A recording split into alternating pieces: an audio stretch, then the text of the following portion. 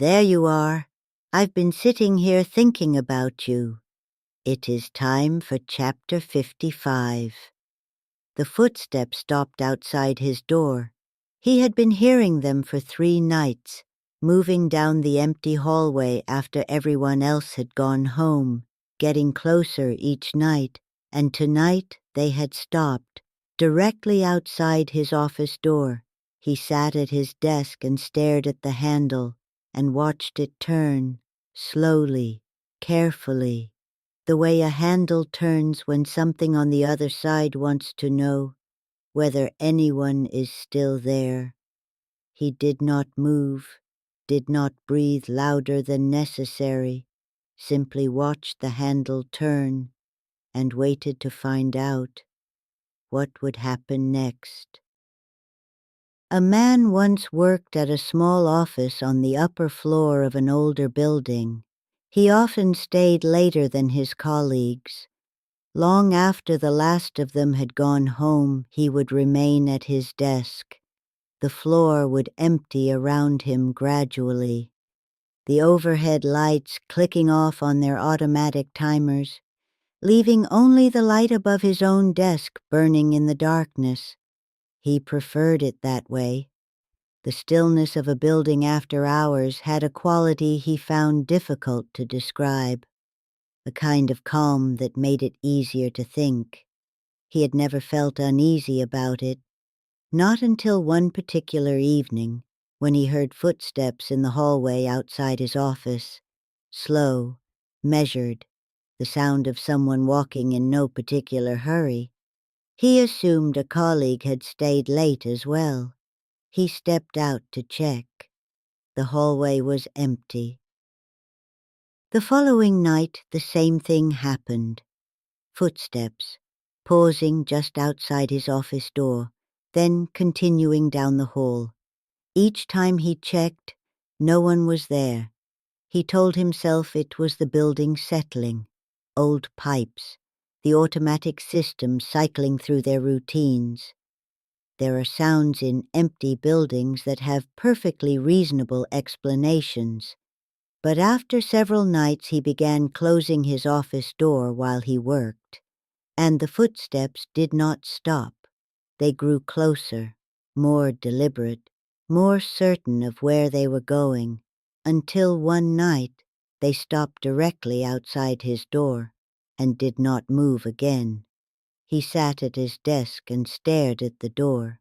The building was completely silent around him, and something was standing just on the other side. If these stories find their way to you, if you feel drawn back to this quiet room again and again, there is a place for you here. Others have found it. Perhaps you will tell them you did too.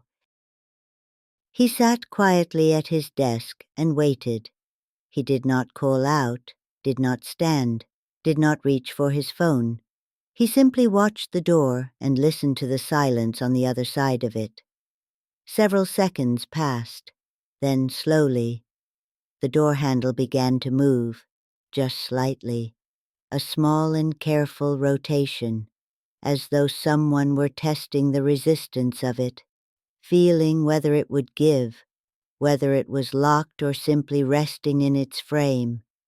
He watched the handle and did not move. His hands remained flat on the desk in front of him. He did not speak, did not breathe any louder than necessary. He simply watched the handle and waited to see what would happen next. The movement was slow, deliberate, unhurried, as though whatever was on the other side of that door had all the time in the world and knew it. After a long moment, the handle stopped. It returned slowly to its resting position. Then the footsteps resumed, moving away from the door, back down the hallway in the direction they had come from. The man let out a long, careful breath and remained exactly where he was. He listened to the footsteps grow fainter as they moved further down the corridor, and then, just before they faded entirely, he heard something else, a second set of footsteps, quieter than the first, moving at the same pace, following behind at a short distance, as though something had been waiting further down the hallway the entire time, and was now walking away alongside the first, together, back into whatever part of the building they had come from, back into the dark. The man did not stay late again after that evening. He adjusted his habits without discussing it with anyone at the office.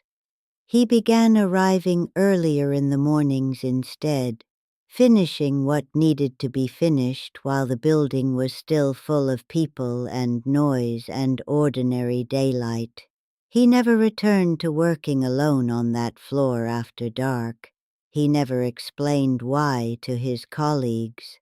Some things are easier to live with when they go unexplained.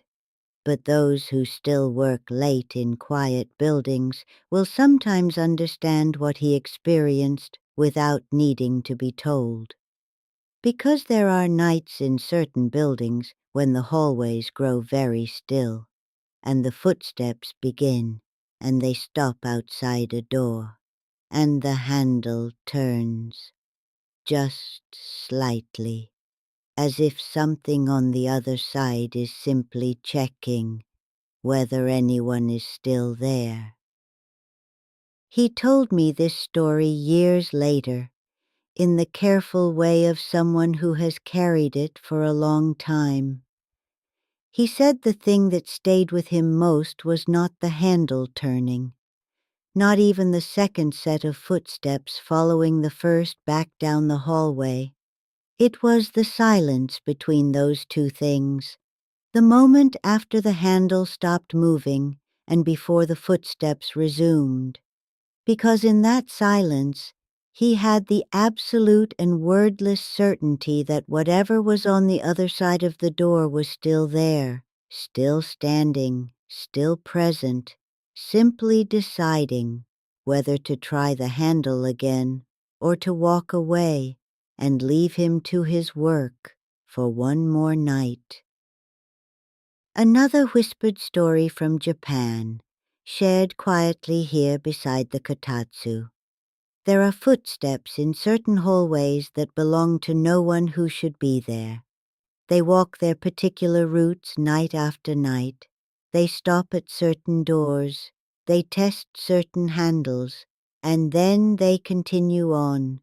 Most of the time, the people behind those doors never know.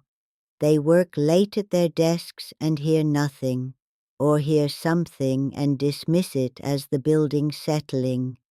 But occasionally, someone is paying close enough attention, sitting quietly enough, to hear the handle turn, just slightly, and to understand what it means, that something on the other side knows they are there, and is deciding, and that decision, however it falls, is not entirely in their hands.